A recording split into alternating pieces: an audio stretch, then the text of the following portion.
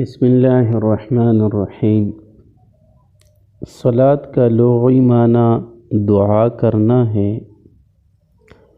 بعض کے ہاں اس کے معنی رحمت کے ہیں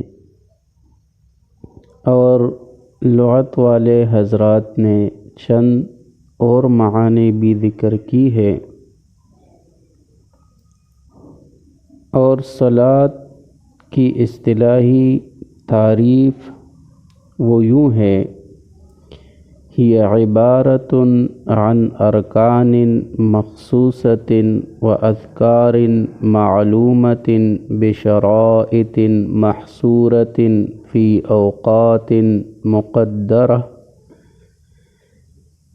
یعنی نماز عبارت ہے مخصوص ارکان اور معلوم اذکار سے جو اپنی متعینہ شرائط کے ساتھ مقرر کردہ اوقات میں ادا کی جائے۔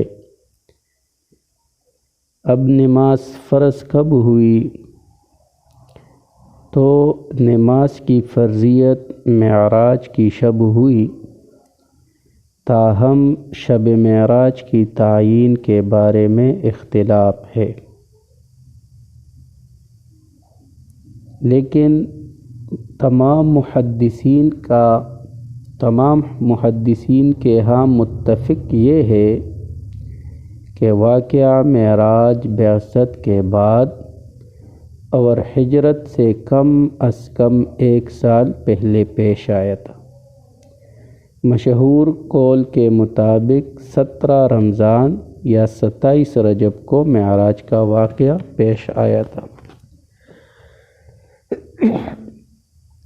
شریعت مطہرہ میں نماز کی چند اقسام ہیں۔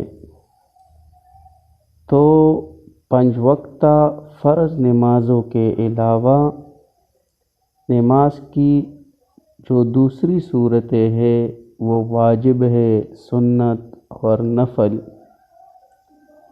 اسی طرح فرض نماز وہ بھی 2 قسم پر ہے: ایک فرض عین جو ہر مکلف پر فرض ہے اور اس کے ذمہ لازم ہے، جیسے 5 وقتہ نمازیں، اور دوسری قسم وہ فرض کفایہ ہے،